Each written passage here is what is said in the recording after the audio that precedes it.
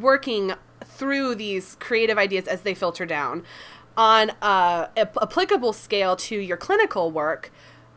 How does your creative process affect your intervention design and implementation?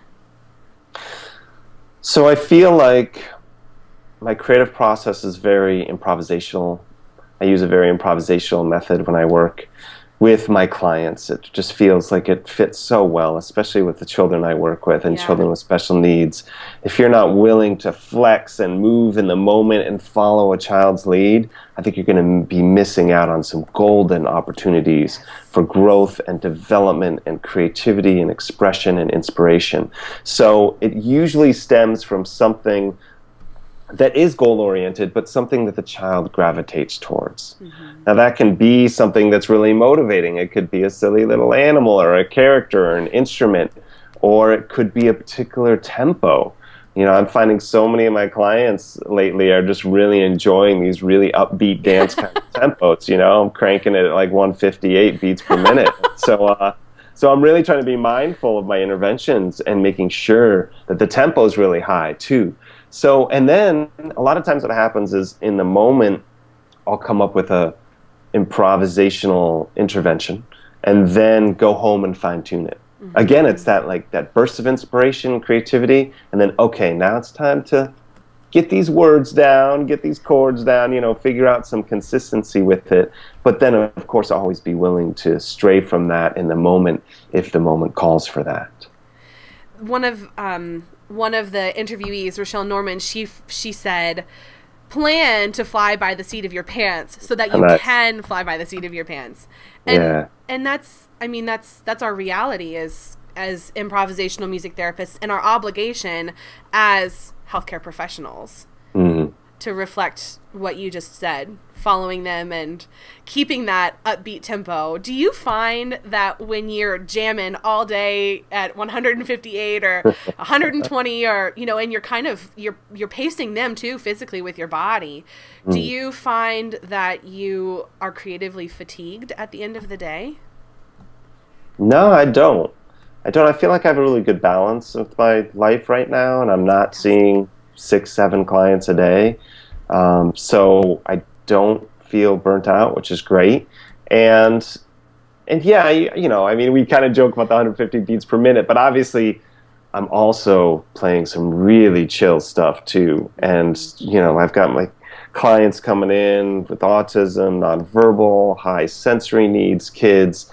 And the last thing I want to do is feed, you know, into some of their manic energy. What I really want to do is, I might try meeting them, pulling them down a little bit slower, but a lot of times I feel like just creating that space with slower tempo, more resting heartbeat tempo type music can help create that space that they can relax and be grounded in, and then we can work on those goals.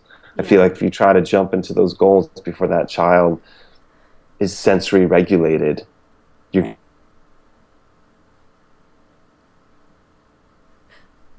Oh no, will you repeat that? If you jump into the goals before the child is sensory regulated.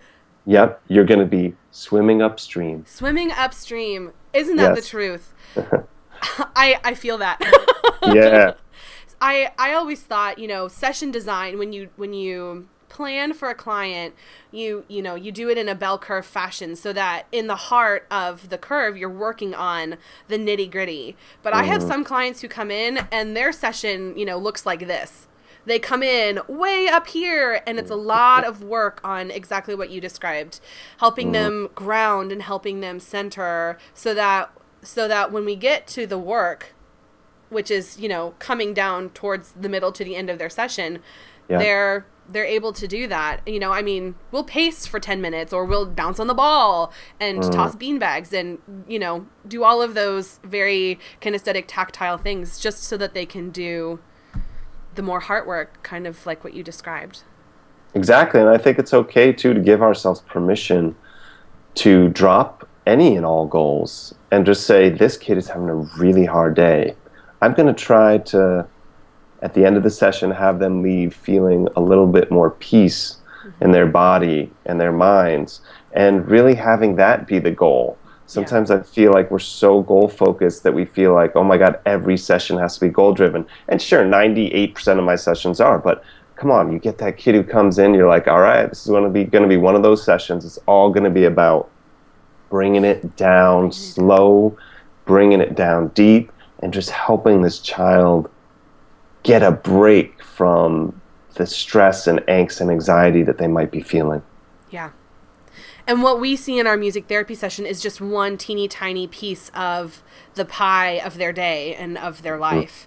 And sometimes I feel like when I have sessions where we're focusing on self-managed, like emotional regulation, that the parents get the tools that they need to make that piece of the pie that we see a more significant piece of their day. And of, you know, they take it to school and they take it to their social situations and they take it to their church and they take it in their home and they make it a staple.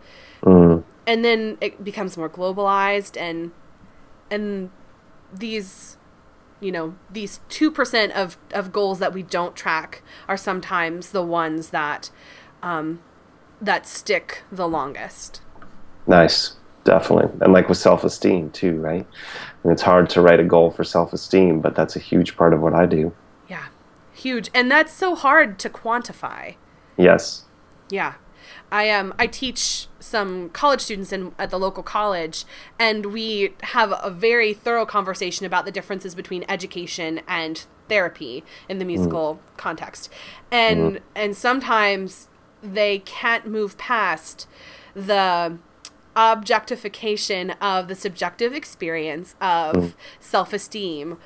And that's a real kicker, I think, for us as professionals, is that we understand that this self-esteem piece is huge. It affects everything. And, you know, the perspective we have of ourselves, the perspective we have of our place in the greater sense of community, that's really hard to objectify. Definitely. Yeah. I could talk about that all day. I can tell. I like it. You're passionate. That's wonderful.